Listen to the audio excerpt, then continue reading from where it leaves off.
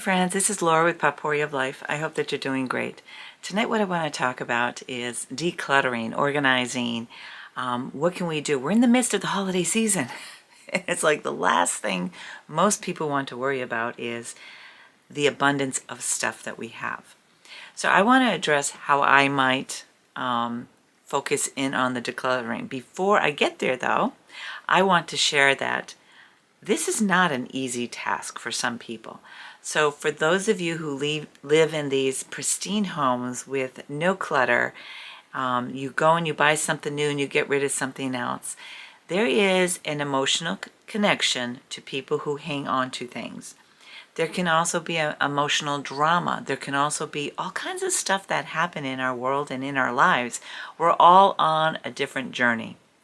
So one of the things, like for myself, my husband and I are creative people. Creative people tend to have more stuff than somebody who might just enjoy reading books. The book lover will probably have tons of books. We have books because we both like reading. I did manage to get rid of some because I kind of had to look at them and say, is this something that I will read again?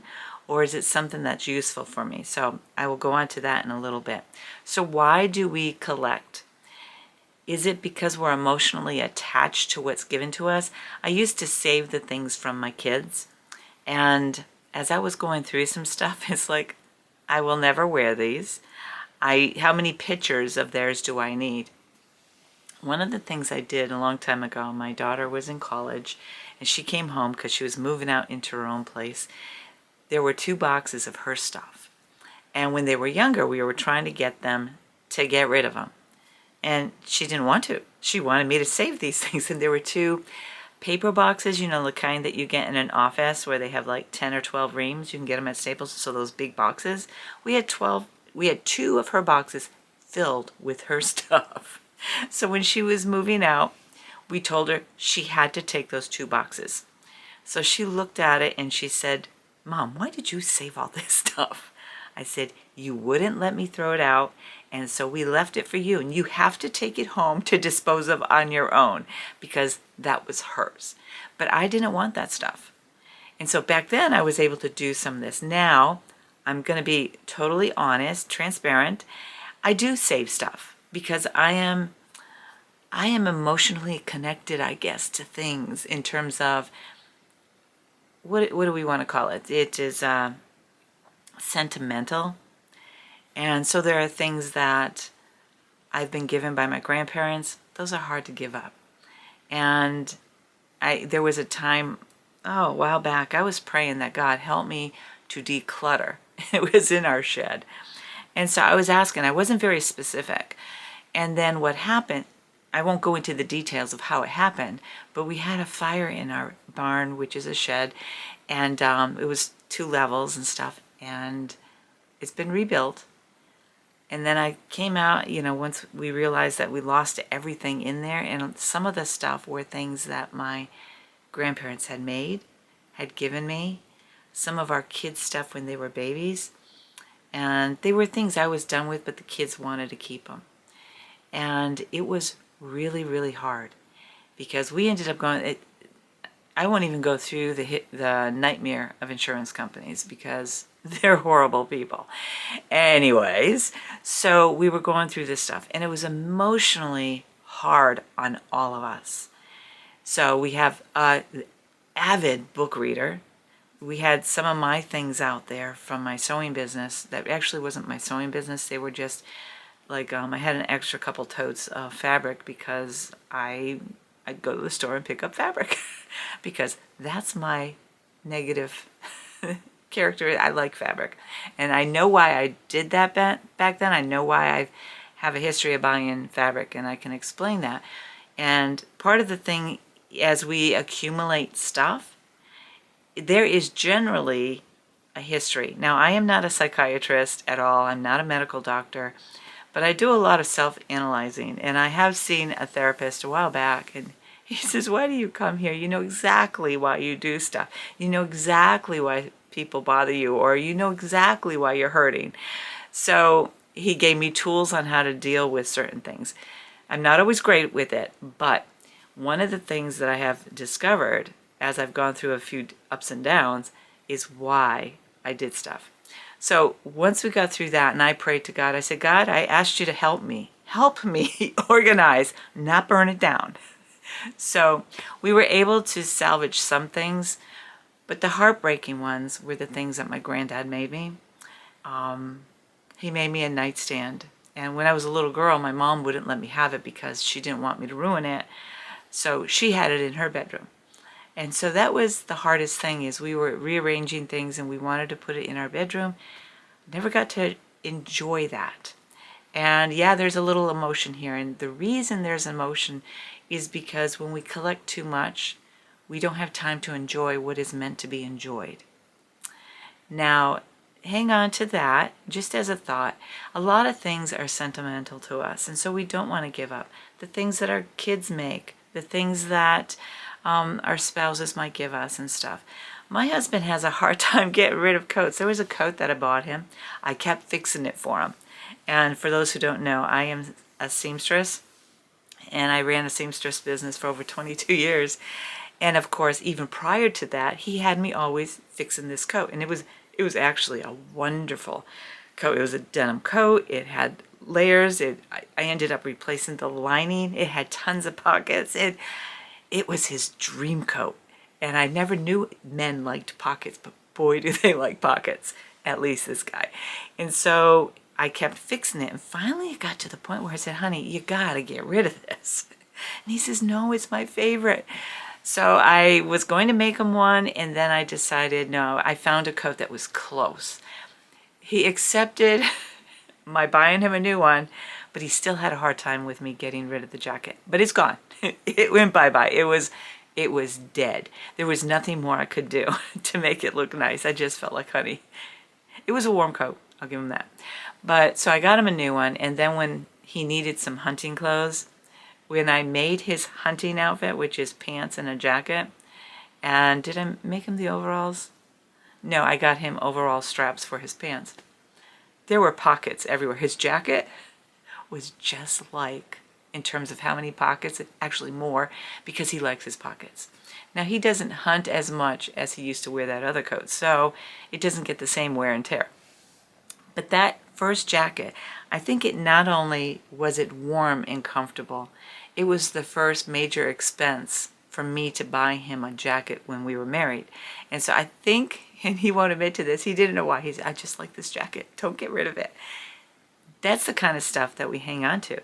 And I have noticed, even during my sewing business, a lot of men, they like what they have. And so if it's something they bought, most especially if it's a leather coat or something they had when they were in the military or something, they will spend the money to get it done and get it done right.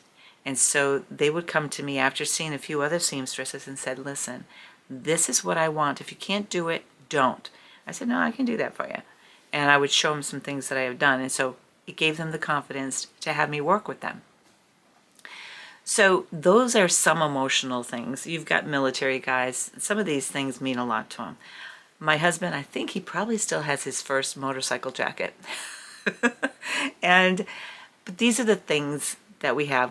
In that shed barn, we lost our motorcycle helmets. We lost our motorcycle gloves, but he does have one of his first motorcycle jackets that we wore on warmer days. But we lost all that. Now, I want to say that even though we lost these things, even my kids' stuff, okay, I almost went off on a tangent. Even my children's things, like the things when they were babies and things that they had as growing up, their dolls, some of the homeschooling things we had out there as they grew out of them while we waited for the next child to come up. So a lot of stuff was out there and it was packed. So when I prayed, God, please help me to get this organized, help us to come out here and do it in a day to let us get through it. Well, we worked on it, and then something happened, and it just went up in flames. I'm like, dear Lord God, why did you take it away? It wasn't the stuff, because I have never experienced a fire, but I've always been afraid of a fire. And so when that happened, there was a lot of emotions that went through me. My kids were heartbroken my husband was, and we never got over that smell of a burning home. It wasn't the home, but it was still a home type structure. And so those type of things you just kind of, you hang on to. But there's other things in our lives, like when you don't have much money, we have a tendency to pick up things. Not just us, but it's like, yeah, we can use that, or we don't want to get rid of it because we can use it for a project. And I, being the creative person, well, my husband is too, will see something, I was like, we can do that for this project. And the project might not be today, it might be 2 years out. Is that a bad thing? No, not if you have the space. So think about that. But why do we collect? Why do we have too much stuff? There's an emotional attachment to things. So for the last few years, even prior to COVID, I was struggling with some stuff. Many of you knew that I was dealing with Lyme disease, and so I was really tired.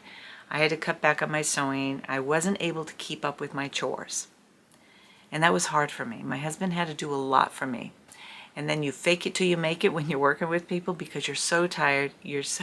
And so you get the work done for your clients, and then you go to bed. The next day you get up, you work on the project, and then you go to bed. So there's a lot of that coming in, and plus my husband's tired. And then it was about 10 years ago, David's mom died, so we were spending a little bit more time at David's dad's. You see, everybody has stuff going on in their lives that cause them not to be able to keep up with some things, and a lot of times it's emotional. So we did okay. We were helping Dad out on stuff, and then then COVID hit. A lot of people had trouble with this. Now, this isn't a political thing. This is the reality for many people. I talked to a girl a couple of weeks ago. She says, I don't even keep my house clean anymore. I said, what? She goes, I don't invite people to my home because they wouldn't understand it. And I was just like, I was dumbfounded. And she goes, since COVID, I don't care. And I thought that was really sad, because when I used to watch the hoarder shows, I used to watch them for motivation. It's like, oh, I never want to get that way. And other people do too. But it was like my heart broke for these people. It was like, how do they live like that? What is their rationale?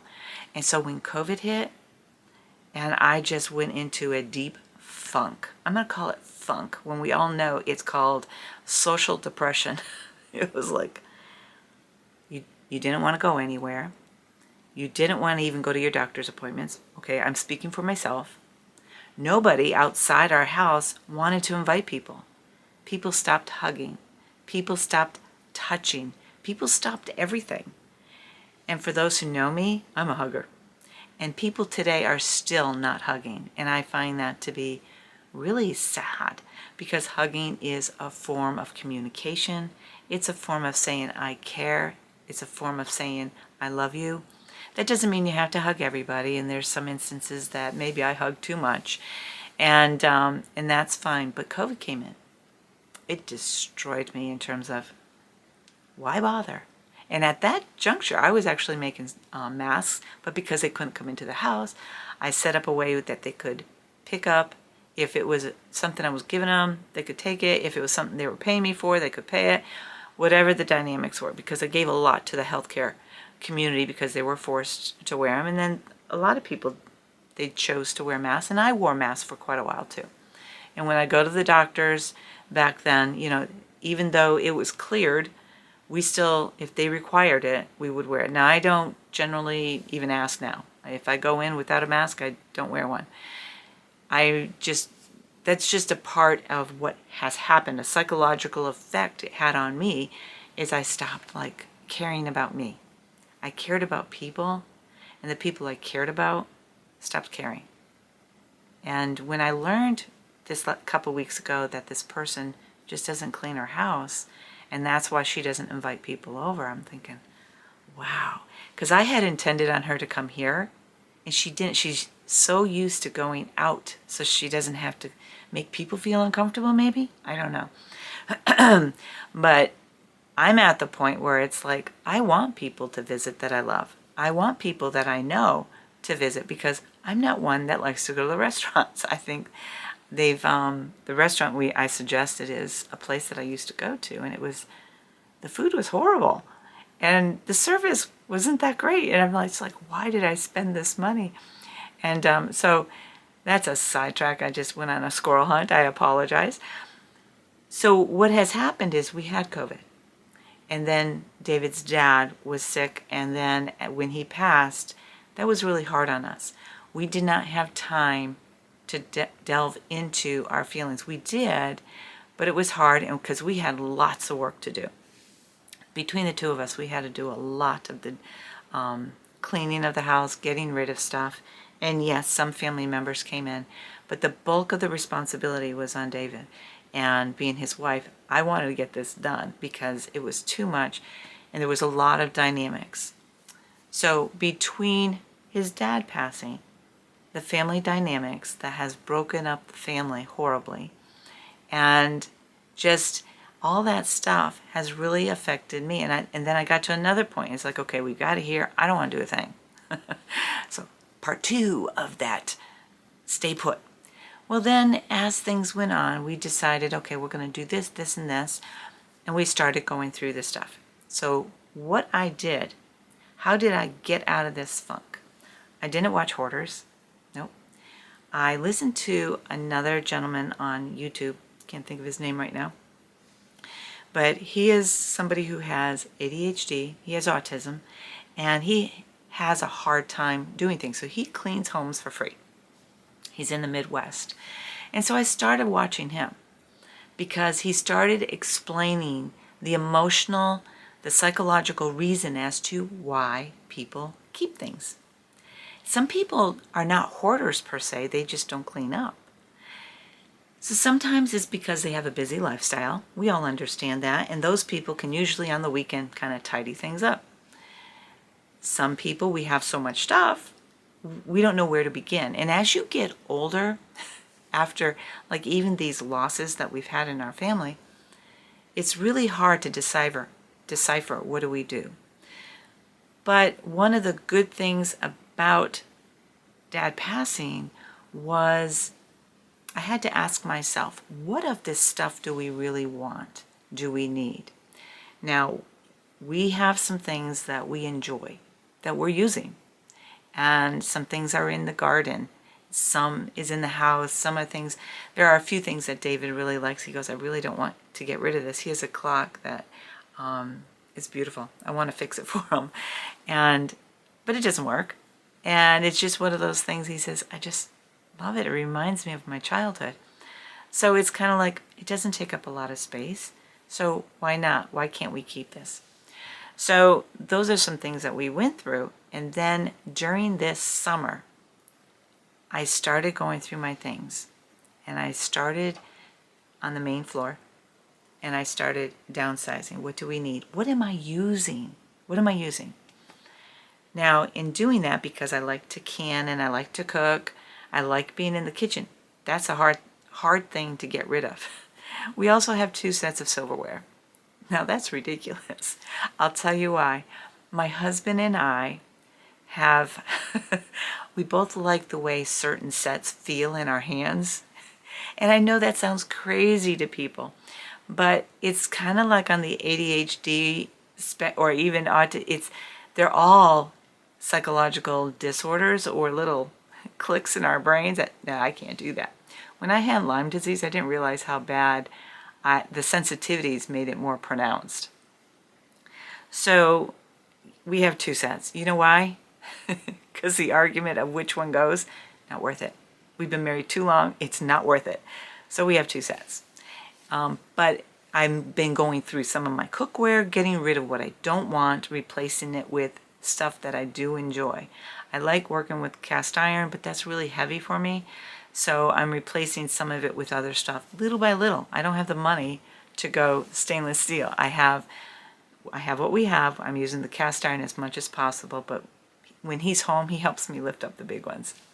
So those are some areas that I had to go through.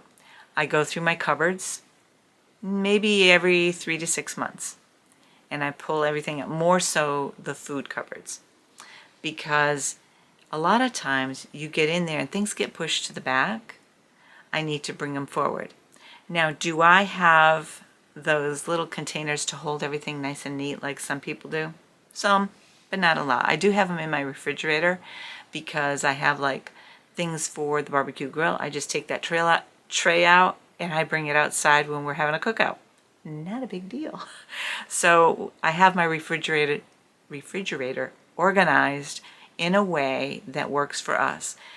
And David sometimes messes it up, not intentionally, because what he does is he has a whole shelf on the door that's his for lunches and his drinks and whatever else.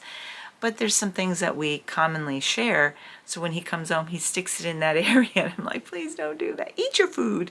But, if he's not hungry, why are you going to force him to eat? We don't. So those are the things that I have to go back into my refrigerator every other week to make sure that the food we make is being used, because the one big thing I don't like is wasted food. During the COVID and during my Lyme, it's been 10 years since Lyme and then COVID, I couldn't keep up with all that, and I didn't care. And David was doing a lot of the cooking, and don't feel bad, because there's been major healing. And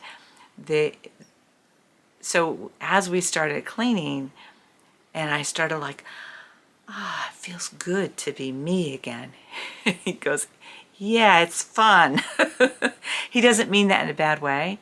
He's just seeing that I am back to that person who likes things to be organized.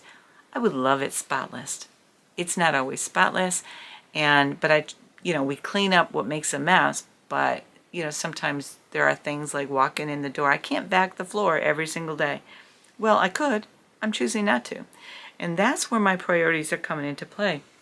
Excuse me, because I am trying to balance. As I'm older, I can't move as fast as I used to.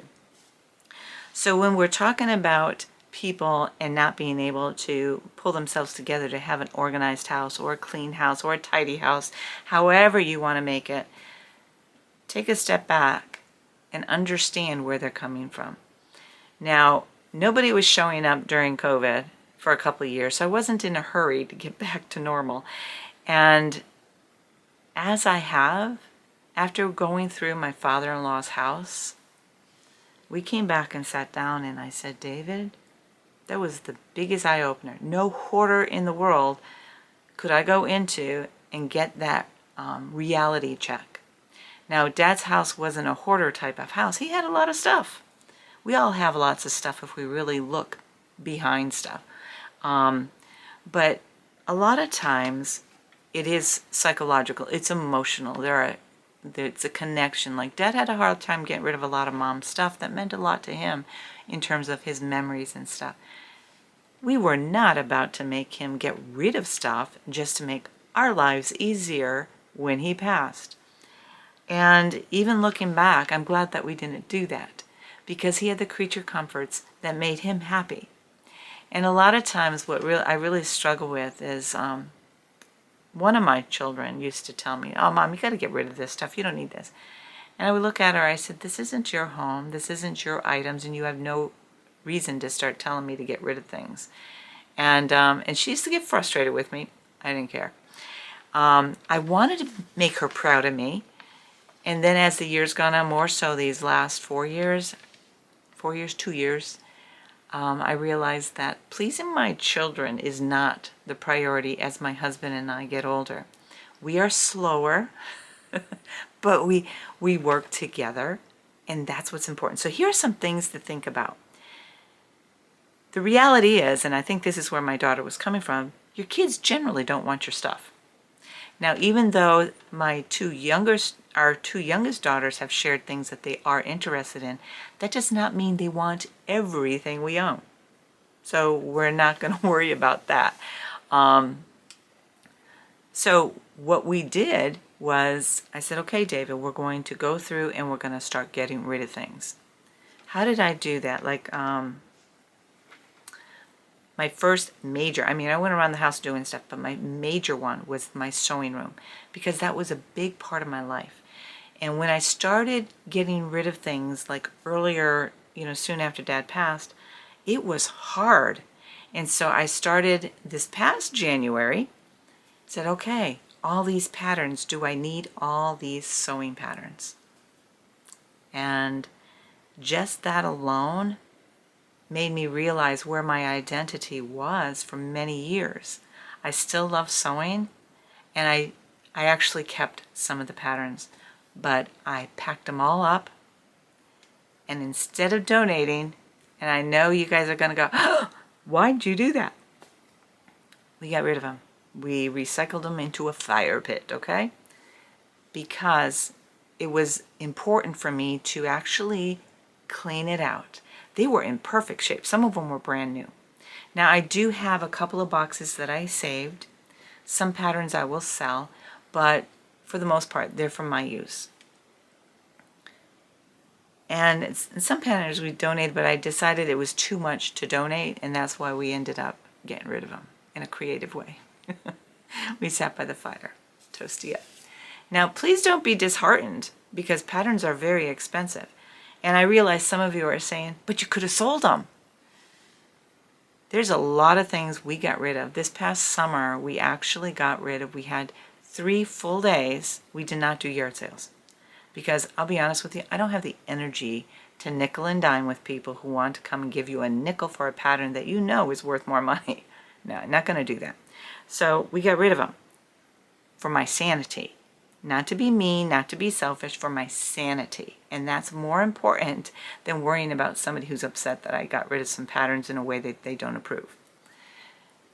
But we put a lot of stuff out by the road. I would post it on Facebook Marketplace, and I would just look the local ones, and I'd say free. And I'd show pictures. Within 2 days, that stuff was gone. It was awesome. It truly was awesome. And we did it in increments. And the reason we did that, we put things out there and we made sure we did not want it. I had an easier time. I was actually totally surprised. Every little bit that we did, like with the patterns, I went down there and just said, nope, nope, nope, nope.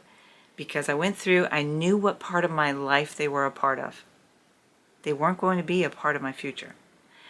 And so I had to ask myself, then why are you hanging on to this? And one of the reasons is I was going to sell it. Do you know how much work is involved in that? I am 64 years old, and I want to live. I have worked all my life between working outside. I worked as an accountant. I worked in the hospital as a nursing assistant and a surgical tech, but I also ran my business for over 22 years. I didn't want to work to that degree.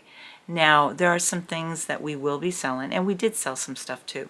But back to my sewing area. Then I got to the notions and stuff like that, and I had to go through, what do I want to keep? I kept what I liked, what I would work with, and it's still quality. I got rid of everything else. You would have been amazed. I told my husband, I said, just hold the trash bag. And he did. And I started throwing things in. And he didn't say a word. I said, you can't ask me, are you sure? Because if he asked me, are you sure, that makes me question, why am I getting rid of it? I knew why I was getting rid of it. I needed to do this for me. I wasn't going to use it anymore. Now, the next thing was the fabric. Now, I'm still sewing.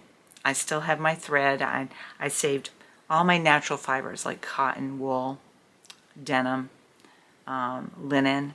Those are the fabrics that I work with, including flannel. Those are the 5 main fabrics that I work with. And I have some others that I use for tote bags and stuff like that. So everything else, and this was hard because I had fabric that I bought to make the kids stuff, gowns, and all this other stuff. And due to the dynamics of the family, I just said, no, those are bringing memories back. And David did that. He goes, are you sure? I said, when we let go, we have to get rid of what is really bearing heavy on our heart. See, you see, fabric can always be repurchased. I don't have to keep it on hand for just in case. I had costume fabric because I used to love making costumes for my daughters, and we have grandchildren too. My daughter makes her sons their costumes. So it's kind of silly for me to hang on to this. So that's what we did. And he just sat there, bag after bag. I just tossed it in. Now, how is this different than the hoarder program? The difference is I'm making the decision. The problem with those who go into these homes that are, the stuff could kill them. Our house wasn't like that. It was busy, but it wasn't that you'd walk in and you'd be afraid. We didn't have to clean the bed up. Sometimes we had to take things off the chairs, but it was because I'd be organizing and stuff. But we didn't have that. And so what I decided to do is to slowly get rid of the stuff. And I was really grateful we did not have a hoarder house, because we don't have mice problems. Because hoarders really, they are connected to everything. There's a psychological thing that I don't understand. Like I said, I'm not a therapist at all, but I did know me. And, so that's what we did. So other things, the sentimental items. Now, the sewing and stuff was very sentimental. My grandparents' things that they gave me, I have not gotten rid of, because the things that I still have were not in the shed and were not things that burned. There are a few things that I really treasure from my grandparents. Can I live without them? Absolutely. And that's the difference. That's what I came to realize. The difference is, could I live without them? But I can, but I kind of like them. So why, like, just say for instance, dishes. If I like my grandmother's dishes, why would I want to just keep them in the cupboard and not use them? Why not use them, even if it's just for special occasions? Because it brings back those warm memories of my grandmother taking them out to serve us when we visit her. She was from Missouri. And my granddad always bought nice things for her. They were not the top of the line of anything, but they were very nice, classy things. I'm a lot like my grandmother in the sense of the things that we enjoy. And I have a lot of fond memories of her. And there are some things that we talked about before she passed that I didn't realize how much we were connected. And so she will never, she's always been special to me. And she has not died in my heart. I still know what she looks like. I still know what her voice is. I was that connected to her, and I miss her. So that's the reason I hang on to stuff. Could I get rid of it? Yeah, but why would I want to get rid of something and then have to replace it? Those are the things I thought about. But did I get rid of any of my dishware and stuff? Yeah, I did. I had a couple sets of dishes out by the side of the road, and my husband says, "But Laura, what about?" I said, "Nope." For that instance, because he says, someday we might get a camp. I said, if we get a camp, we will get new dishes then. We can go and pick them up by the side of the road then. But for now, I don't see a camp in our future. So we do want to move. We do want to move from where we are. And we're praying. We're asking God to lead us to that home, because we have some plans that we would like to execute and just be able to live more fully off, have more property to garden, have a few extra chickens, but also, he's not aware of this, I want to either have a goat or two, or a sheep or two, things that are just quiet. And, well, goats are not quiet. I had one when we were in Maine. She was not quiet at all. She actually let our chickens and our ducks out. Yeah, I'd come home from work and chickens were everywhere. That's a history point. But we did have those. And so I had to go through and start deciphering what do we need. And so I got rid of some dishes. I got rid of some cookware. And there's some more that I need to get rid of, but little by little. But I keep what I'm using. And that's what's really important. I have some things that are seasonal, things that I use when I'm canning. Those are seasonal, so they have a space put away, like in our cellar. Let's see. And part of the reason of getting rid of things you're not using, it gives you more space. It gives you more creative space. It gives you an opportunity to sit back and dream a little. Okay. The reason I do it the way that I'm doing it it's not a race. Those hoarder shows that are out there, they come in, they have a couple of days, they get in there and they have to talk the person down and they have to do all these things. That broke my heart to watch, because it was like this person was in real pain for whatever reason. Sometimes it was her job situation that made it bad. Sometimes it was a lost spouse, or maybe it was a family division. There are so many things, and sometimes people were physically abused as a child, and so this is how they accumulate things. So our past does have has a part of who we become as we grow older and collect things. Creative people, whether there's a history or not, are just plain creative people, okay? We collect stuff, not in a sense to collect, but when we sit down to create, we like to have our supplies all around us so we don't have to get up and run to the store. I did that so many times, like with the kids when they had crafts and stuff. I got to go get glue now, or I have to go get ribbon, or so nope. When I needed ribbon for like doing the bustle ties, I went out and bought in bulk. I saw the ribbons on sale, went and got them, and there they were. I still have those because I can use those ribbons. Some ribbons I've gotten rid of because I'll never use them again. So it's not a race. This is something that you just take your time with. And if you can do it methodically, to just say, okay, do I want to do it? Just take one room at a time. And if that's too much, take one drawer at a time, or one cupboard at a time, or your dresser drawers. Just take one dresser drawer, dump it out on the bed, and you might be surprised. You might find some quarters in there or something. But just dump it out and go through it. You might be motivated to do the next drawer. I don't know. I don't know what your motivation is to actually declutter. And this I'm sharing with people who have a hard time. The next is, let's see. We make mistakes in life. And sometimes the hardest things to get rid of is you spent a lot of money on something. There was some fabric that I spent a lot of money on, and I had a hard time getting rid of it, but I couldn't justify keeping it because my kids aren't here anymore. They're past the age of making gowns and stuff, and I didn't want to promote my business to make gowns again. So I let that go. And I had to do that in 2 sections because my husband knew what was going through my head. So all the satins are gone and all the crushed velvets, they're gone. And I don't regret it. It actually is freeing. I wish I bought more silk because I love working with silk. But I didn't, so all in time.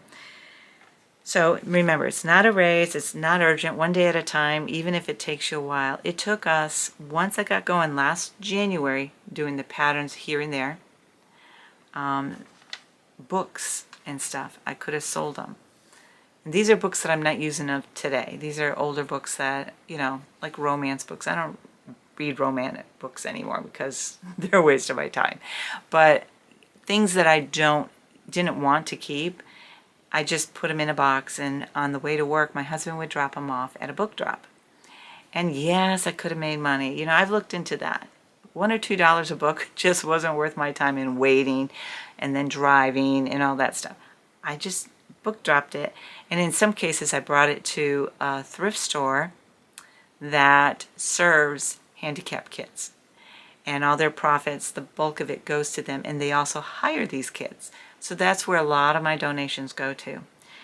And then, let's see, what else do I have? So those mistakes of buying things that you end up not using, it's okay. I bought a bread machine, got tired of it, got rid of it. Then my mother-in-law had one. I got tired of it, got rid of it. And I gave them away because it was like, I just wasn't using it.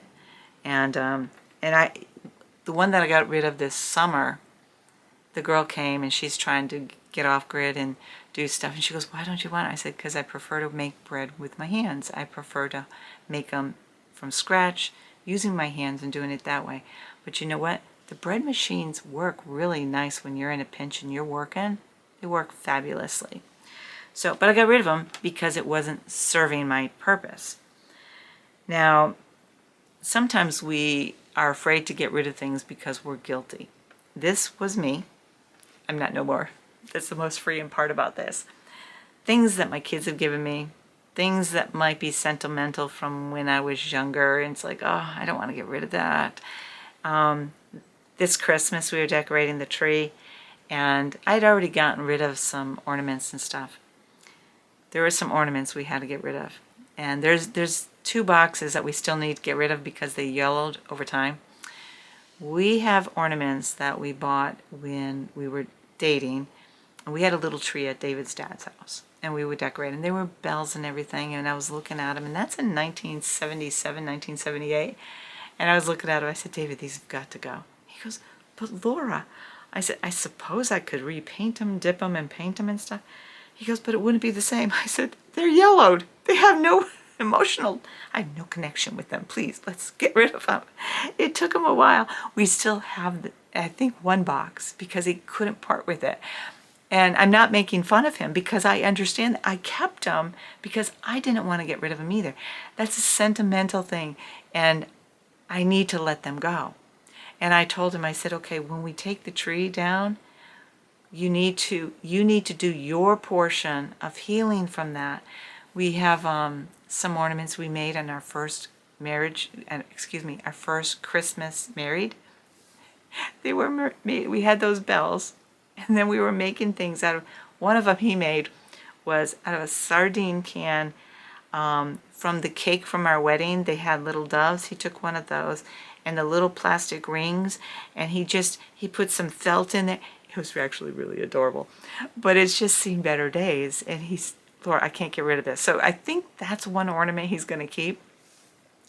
And that's fine. I just didn't want a bunch of ornaments that are yellow. And we do have ornaments from when he was a kid, which I'm okay with. But the bells, I don't know. I don't know what I'm going to do there. But that's for another few weeks out. I have time to convince him.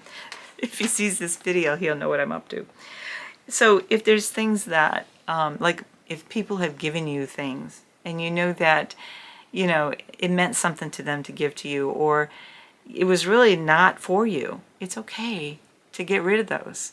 Because I think nowadays, I'm not sure, I put a lot of heart and thought into the gifts that I give because that's just the way I am. But I think sometimes people don't know other people well enough, so they might get something that, you know, the person has outgrown of. Like sometimes we have interests in things, and as we grow, our interests change.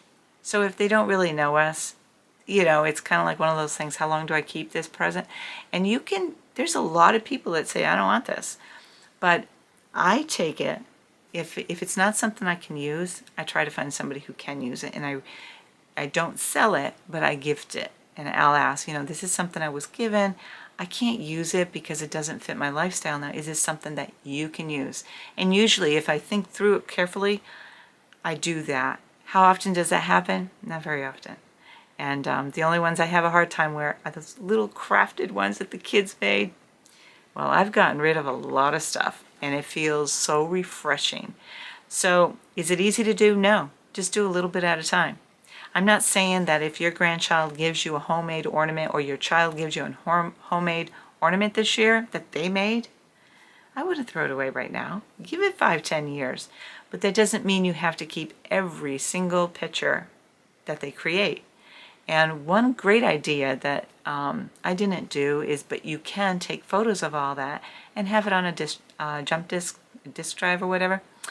And yeah, I'm tech savvy. I used to be really good, and now I have to, like I used to tell my kids, yeah, I got to put film in my camera. And they go, Mom, it's a camera card. For years, for years. Now I know it's a camera card, and I can say that without fault. One of the things is sometimes selling can make it easier. We got rid of we had an extra tractor, we had an extra, after cleaning Dad's estate out, there were some things that we ended up with extras. And David just checked to see which one he wanted. And other people didn't want it, so we put it up on the marketplace and we sold it. We didn't get a lot of money, but we got enough to make the whole process nice. We didn't have to worry about that. And if you can't sell it, like I mentioned about things that somebody gives you and you just don't know what to do with, find somebody who can use it or would appreciate it. Let's see. One of the things that I used to do, I don't anymore, is, well, if I just get a few totes, I can organize it. I did that a lot. Well, I don't do that as much. So as I started organizing, I took the totes we already had. We had cleaned out tons of totes. Tons of totes.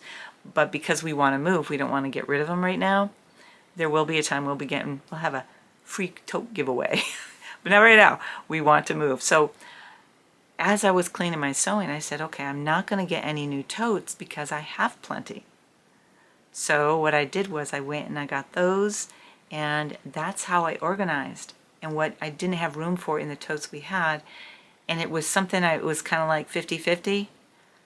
I gave myself some time, and then eventually I actually got rid of that stuff because I knew that I wasn't going to use it. That was me.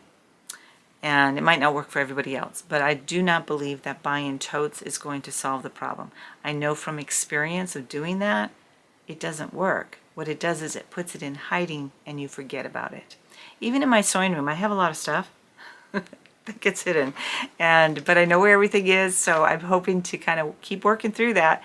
We're hoping to move soon, but if we don't, I'm going to be going through that stuff, and so I'm trying to plan around that emotional woohoo that we're going through, because we're praying really hard that God would show us that place that we're moving to. And the market is so insanely silly. We can't put our house up for somebody else because we can't afford to buy a house that works for us. And to be honest with you, we look at some of these houses, they need more work than we're willing to invest. Being at our age, we can do a lot of stuff. We're still able to. We just don't want to. And so we look at these homes and it's like, no, I'm not coming in there to clean up that because we already did a house cleanup. And we don't want that. So we're looking for a house that is move-in condition, but we may have to paint or we may have to do a few things like that. But that's where we're at. So all that kind of stuff. Anyways, I think I've just rambled on. So be careful on how many organizational tools you bring in. And once you know what you want, hang on to it and get rid of the rest. Is it easy? No. But your home will feel bigger. And when I cleaned up the kitchen, I was in there the other day. When we remodeled our kitchen, the kitchen looked humongous. Then I started canning and doing all this stuff, and it was like my kitchen just kind of like caved in on me because of this stuff. Now I've kind of like settled down as to what I'm using for my canning and preserving and stuff. And I clean up the counter at night, and it's like, this feels so good again. And I just bring those tools up when I am processing food. And that's, you got to have a place for things. And our house is small, so I have to store things down on shelves on the cellar. That's part of life sometimes. And people in apartments have the same situation. Memories of things for you is, I mentioned earlier, is just take photos and stuff. We have some pictures and frames and stuff that we're going through and deciding, do we want to keep this? I don't want photo albums anymore, and I've got like a dozen of them that I'm going to be going through and organizing and putting them by date and deciding, do I want them in photo boxes or do I want to take pictures and then just kind of do a slideshow type of thing? And as you get older, sometimes it's nice to just not have to pick up a big photo album and just push a button and watch it slide through. And that's kind of what I'm going for, and that will work. Another thing is, make sure the items you have are things that you're using. Now I rarely go out shopping. In the last couple of weeks, we've hopped over to Hobby Lobby we needed some Christmas boxes, and then I went back, and while I was there, I saw that they had some yarn on sale, and I picked up some. The cool thing is, and I have yarn because I love working with it. I picked up 3 skein colorings because my husband said, he asked me, not in a brutal way or anything, he goes, what are your plans for that? I said, I'm going to make some scarves for myself. And he says, that's awesome, because I make things for other people so often. And I've been making scarves for myself, and I make hats and that kind of thing. But what I'm focusing in now is I will still make blankets and afghans. I'll still make quilts and stuff because that's my goal. But I need to also honor myself because I've been doing stuff for everybody all the time. And that's what I want to get to as the final point. Don't save things for other people. Don't buy things for gifts. Now, I make things and I have like a chest of gifts that I have made that don't go out of style, like baby blankets and stuff like that. My husband works for a company that has young couples, spouses and stuff, and everybody has babies. So what's really nice is he'll come home and he said, so-and-so and his wife are having a baby soon. I said, oh, that's awesome. How much time do I have? He goes, well, they're expecting next week. You know what's cool? I have these on the ready. And I said, okay, what do they like? Give me an idea, because I don't know these people, because the company he works for doesn't allow family into the shop, and they also don't have Christmas parties or picnics where the whole family comes in. And I think, but I'm not sure, it has to do with the scheduling and stuff. Personally, I think they should do that for employee morale, but that's just my thinking. So that's what I have on hand. So I'll say, what do you know about him? Does he go hunting? What are the different things? And once I figure it out, I kind of like guesstimate from what I have already made, and I'll wrap it up and he'll bring it to work as a gift for the couple. So that's why I have some gifts on hand. I do not have a store. I don't have a loft of gifts. I have an area where I keep gifts like that, and none of it is store-bought. It's all things that I've made, and I want the handmade items to either be sold or be given as a gift of love. And that's how I do things. So try not to accumulate too much stuff just in case. If you are a creator, you like to crochet, sorry about that, that battery went out, which means I'm talking too long. I'm trying to come to a close. So if you are somebody who likes to create, and my husband likes to do woodworking, and he likes to make kids' toys. And that's what we're trying to get back to, is doing the things that we love. And he makes bowls, he makes kids' toys, he makes different things that he's always done for gifts. And I'm hoping that he will expand that to make like a side gig where he can sell some of these things. But we try to make things that are not only something we can make a few dollars on, but also to have as gifts for others when it is appropriate. And I just want to say that when you are downsizing, if you bring somebody in to help you, do it on your terms. Like if you're not ready to go through your spare room that has all your mother's or grandmother's or whatever stuff in it that you just shoved in there, don't do it. Do not do it, and I'll tell you why. Because when you're pressured to get rid of stuff, you have regrets. My oldest daughter went through some things and she goes, Mom, you have too much, and I got rid of some cross-stitch stuff that I really, really liked. And I ended up putting it on Facebook Marketplace and I sold it really cheap. And afterwards I had regrets. I wasn't mad at her.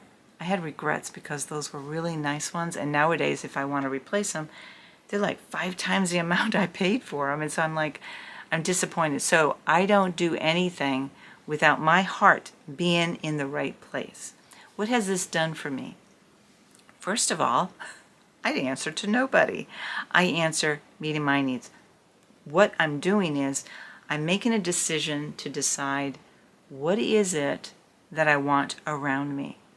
I strongly request that children and other family members not push somebody to get rid of stuff because they have too much.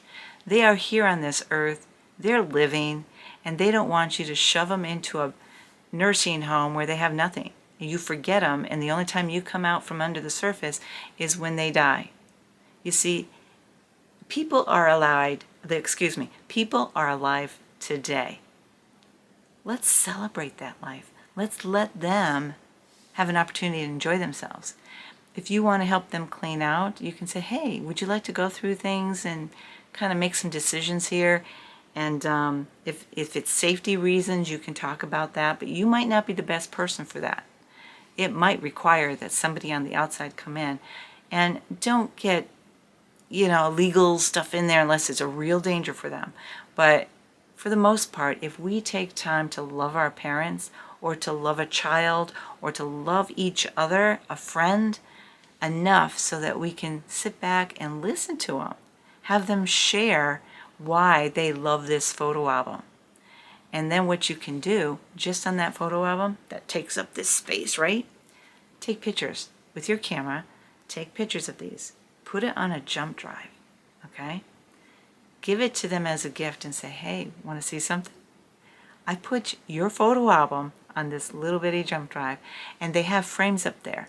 I gave my father-in-law and mother-in-law a frame that the pictures kept changing through for that reason. So like if they were in the hospital or if they weren't feeling good, they could put that on and they see the memories of the grandchildren and stuff like that. You can do the same thing with their photo album. You take pictures of it and they can put that in there. And put enough on there so if you're not there, they can push that button and just sit back and trust me. There will be a smile that comes across their face every time they see that. So that's one small area, but if they have like 12 photo albums like we do, that would take up a lot. My father-in-law has tons, and my daughter is trying to go through them, and that's a big chore. And but she wants to do it. So that is one thing that you can do.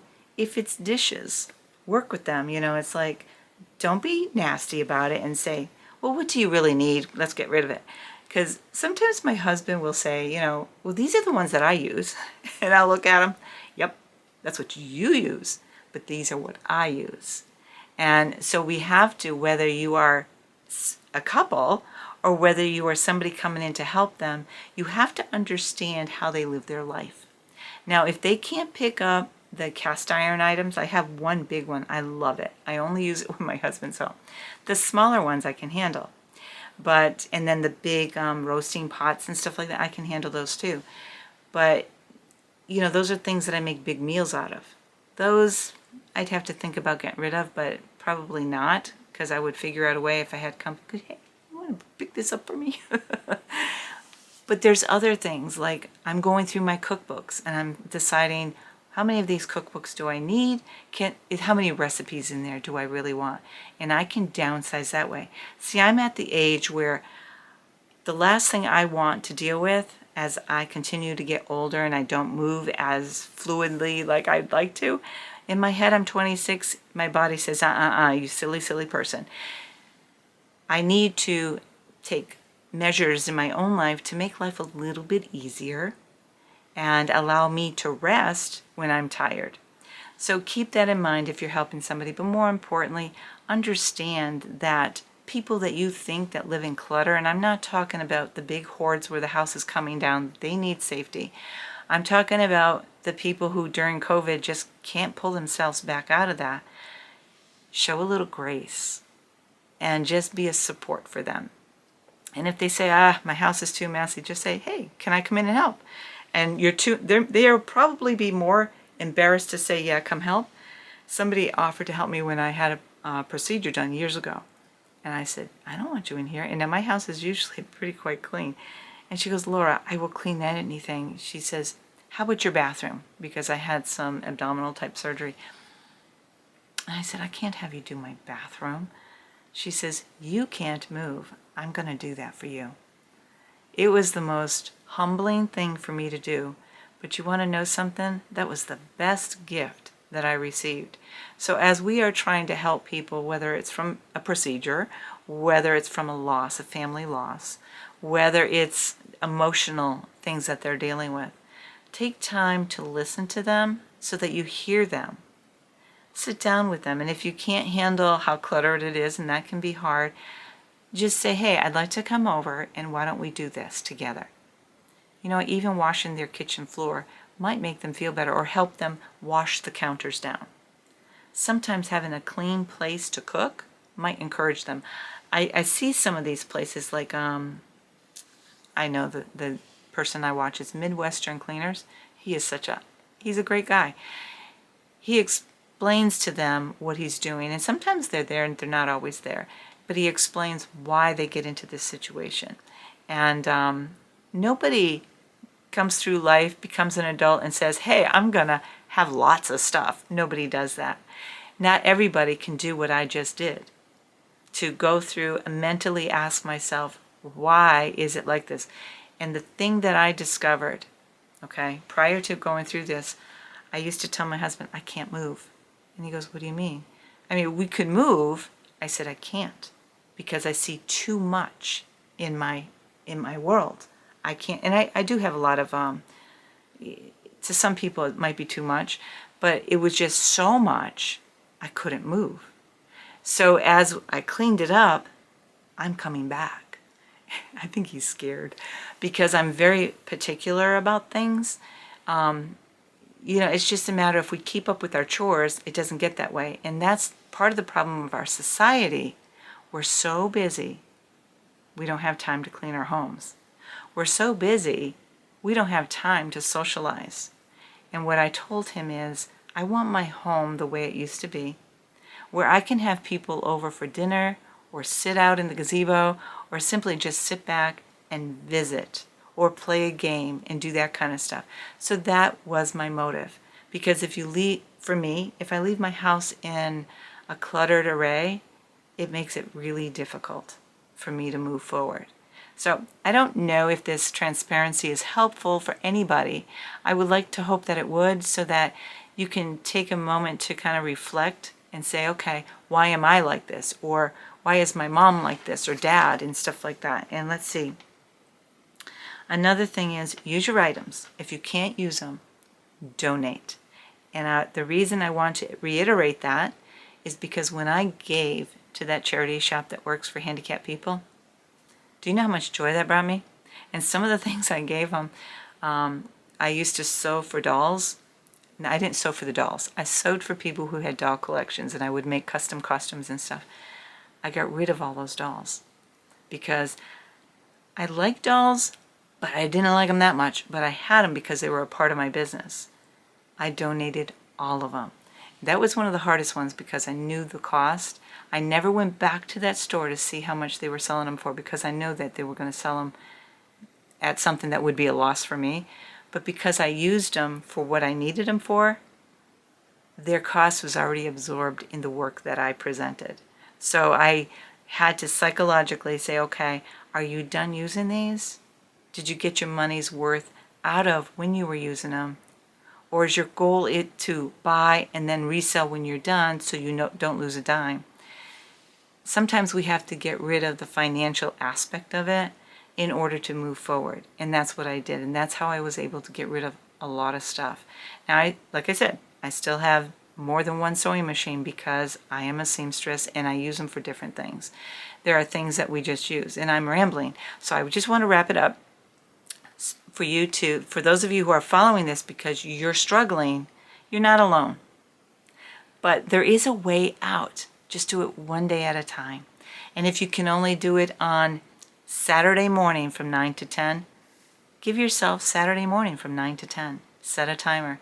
If you don't make it that day, put it on the calendar to do 2 hours the next week. And I'm telling you, the reason I'm saying that because things come up, but I don't want you to have an excuse not to get it done, not to keep going. So if you have something that comes up on one day, if it always comes up on Saturday, change that day to another day that you don't get interruptions, or a day that you can always have a friend help you. And keep it to an hour, and you know what, after that hour, sit down with your friend, have a cup of tea, coffee, cocoa, whatever it is, and just sit back, relax, and laugh a little bit and enjoy each other's company. And in that way, not only will we reduce our clutter, we'll reduce the baggage that's in our heads and in our hearts, and it'll also build our relationships with one another. And the best part is, as you get done with that stuff, you'll be able to enjoy your creative aspirations. I love sewing, crochet, I love all that, and I love being out in the garden. It will free up your time to enjoy what you love. Have a great day, friends, and I hope that this has been helpful. Comment if you have any questions. I don't know if I can help you, but comment if you have done this yourself. Have a great night, friends, and God bless you.